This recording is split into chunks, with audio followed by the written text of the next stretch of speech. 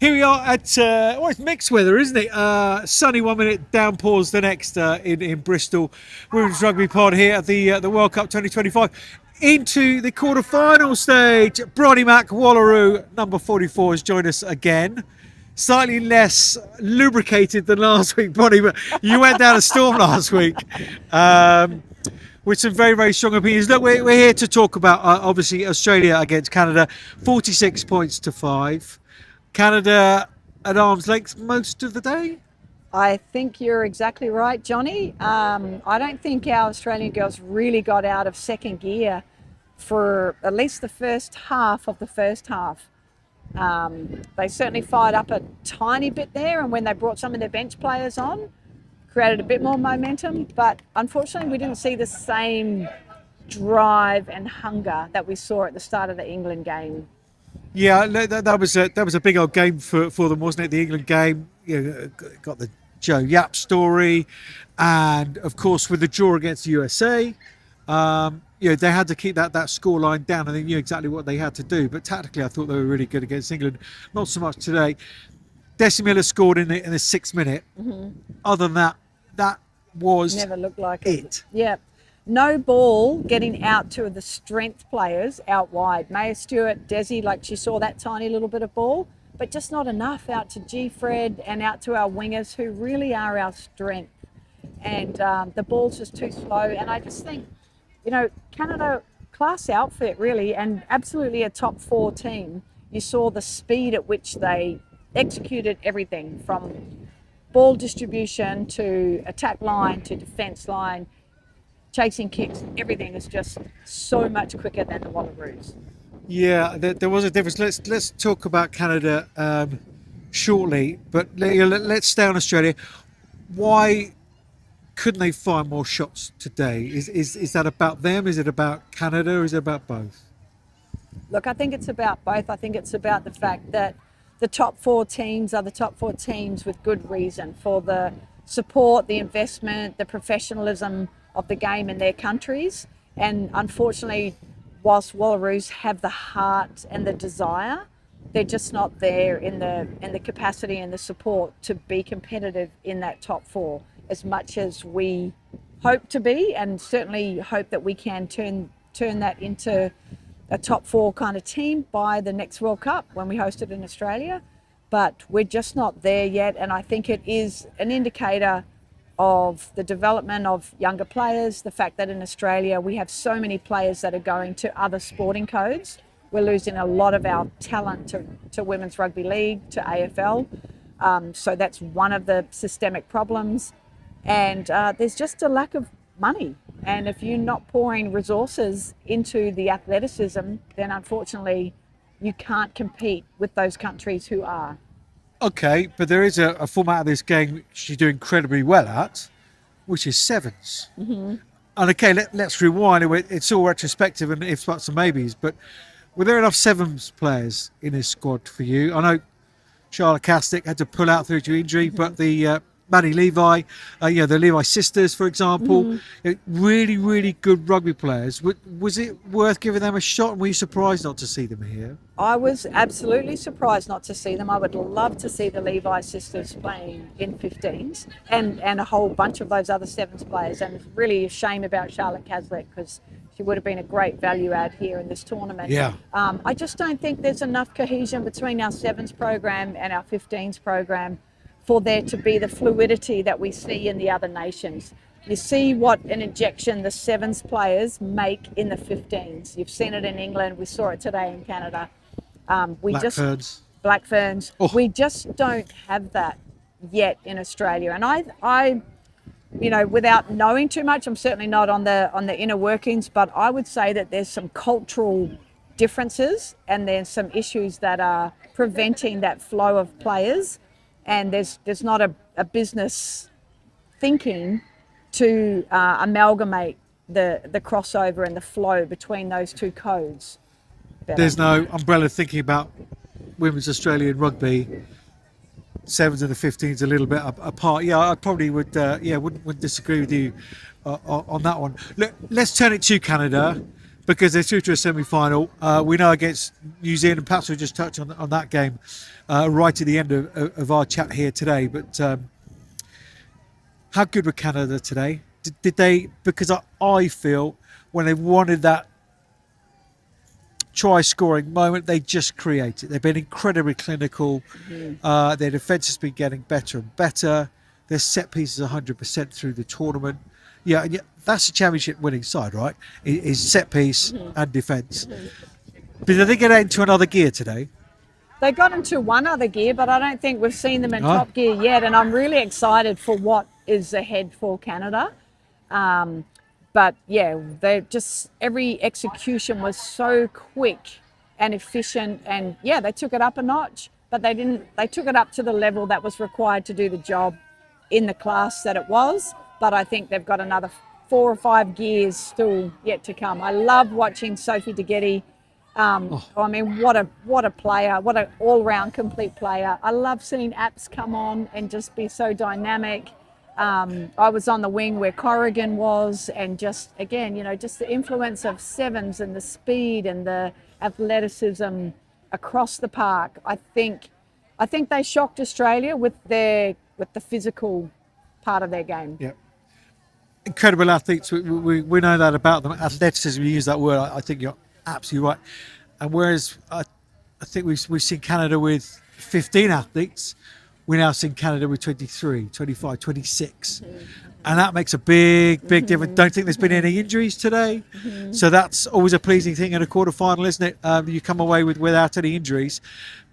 But you talk about Sophie Doody. Let's talk about their tactics again in a sec. But talk about Sophie Doody. She is, I mean, world class doesn't do her justice. There's that 2 player of the match performances in a World Cup in 4 games.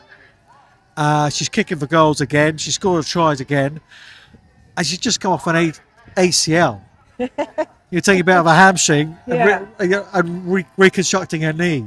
Extraordinary, isn't she? Yeah. But there's just so much depth across the park for Canada. I don't have any insight into how their internal Canadian competitions work, but a player can only maintain being that good if there's competition for those spots. Yep.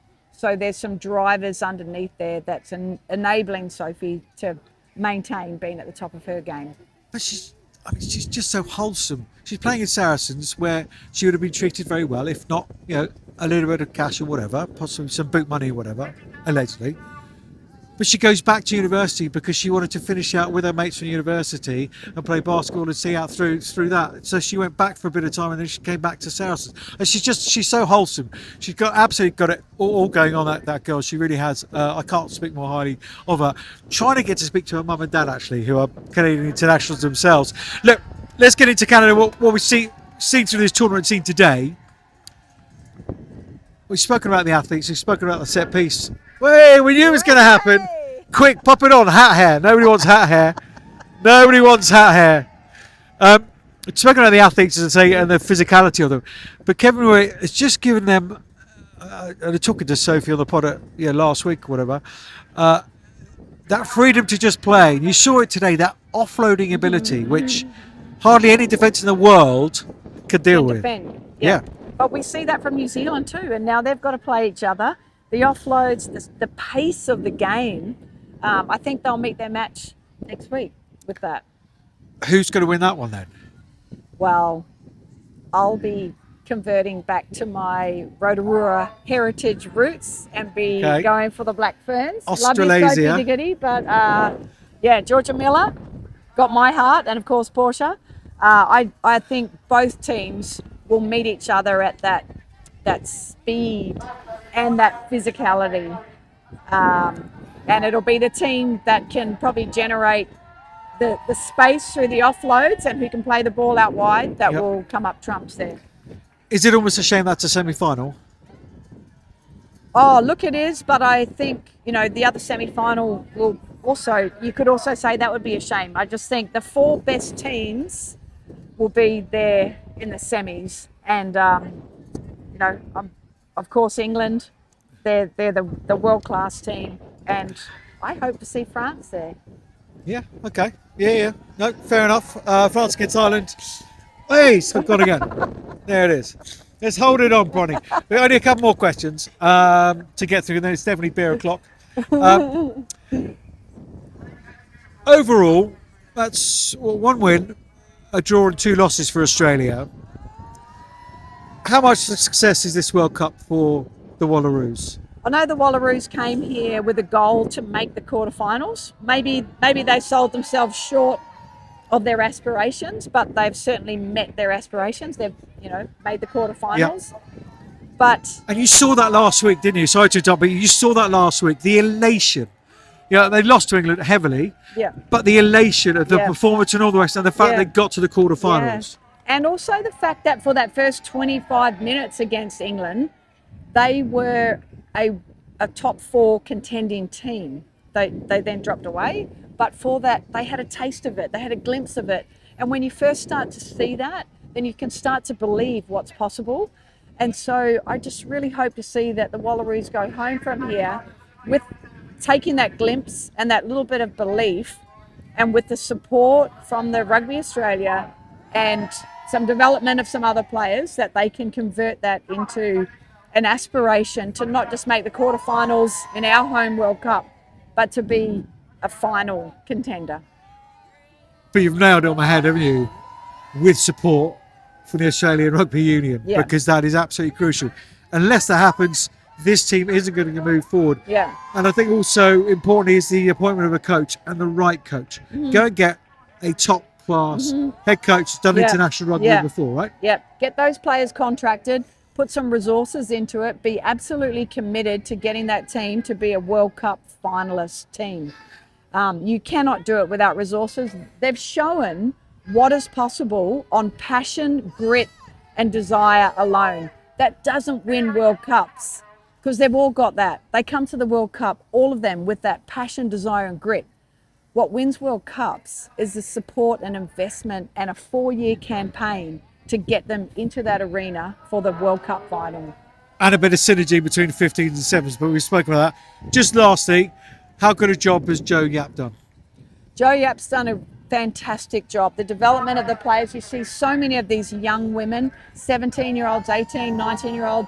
The feeder system is there now. She's done the best, I think, that she could do in the arena that she was operating in. So we're really grateful. And to have a female coach, the inspiration for other women to see that happen in a country that has not been celebrating women players, and there's no other women players, previous players, involved in the Rugby Australia setup at all. Yeah, no, couldn't agree more. All the volunteers are lining up and sort of cheering everybody as they go out of the stadium. It's the hullabaloo to our left-hand side. One last question. We'll just touch on 46-17 down to Exeter at Sandy Park. New Zealand. Oh yeah. South Africa. Yeah. So good. Well, they go first half, 10-all at half time for South Africa, and then try within 30 seconds of the second half restarting. And that was kind of the ball game, wasn't it? But impressive South Africa, but New Zealand just growing as they do in World Cups. They are growing and growing, but on the point of South Africa, again, this is what passion, desire and grit can enable. And that's, they scored first. They played this unorthodox style. They were having 15 people in the line out, all in on the rucks, driving mauls. And I just love that. Nothing to lose, everything to play for. And it paid off for them. So, but for New Zealand, just again, like we saw with Canada, they're a top 4 finisher. They're World Cup final contenders.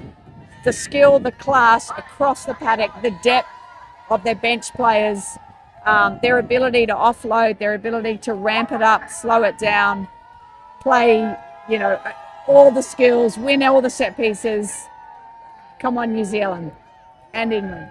Bronnie Mac, you've been an absolute delight. Let's go get a beer. Signing off from Bristol at Ashton Gate. We'll see you again tomorrow. We'll do it all again.